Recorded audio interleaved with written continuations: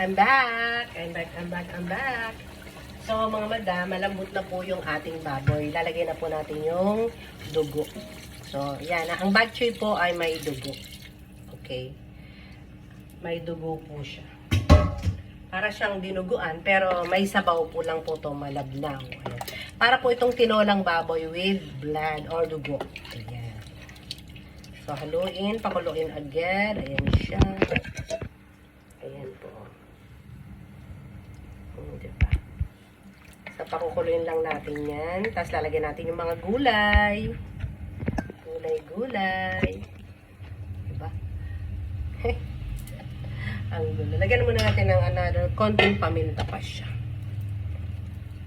Little paminta. Pepper. Para talagang may kick. May anghang ng konti. Parang tinolang baboy lang po to. Ang kinaibahan lang ay mayroon siyang dugo. Kaya siya tinawag na bacho. Yung iba po nitong version, parang Batangas yata yun. Nilalagyan po nila ng sotanghon or miswa. Yun po yung version nila ng bachoy. So, ito, nakulo na rin yung pakbet natin. Ilalagay na po na. Siyempre, ayaw natin ng malabog, mga madam. Ganyan natin na yan para wag tayong mapaso. So, ito na siya. Lagay ang gulay. Kasi, di ba, madaling malabog po yung ating kalabasa. So, ilagay na natin siya. At yung ating saluyot.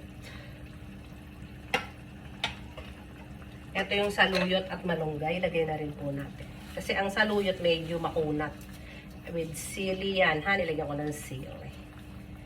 So, ayan. Huwag sayangin ang malunggay. Malunggay is life. Diba? Ayan. Nagko ang share. Nakikita nyo ba yan? Puro vegetable.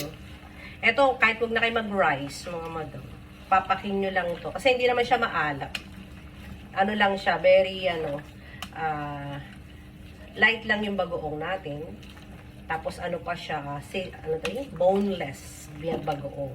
Oh, yung bango mga madam. Kung naaamoy nyo lang, ang bango. Kung dito kayo sa aking lugar, ay maaamoy nyo. Huwag po kayong mag-hesitate na magtanong ng mga tips sa pagluluto. Yung mga meron dyan, gustong first time maglutong bahay din, kagaya ko, sa bahay ninyo lang, para hindi umuupa ng pwesto, bigyan ko kayo ng mga tip-tip dyan, diba? At kung mga costing, magkano lang ba ang pinuhunan ko, huwag kayong mag-hesitate magtanong. Okay? So, ayan, tatikman po natin yung ating, pangalan yan, bagoong. Ang sarap. Dapat to pala may kamote, hindi ko siya nalagyan. I'm so sorry. So, lagyan na natin ng sugar, light sugar.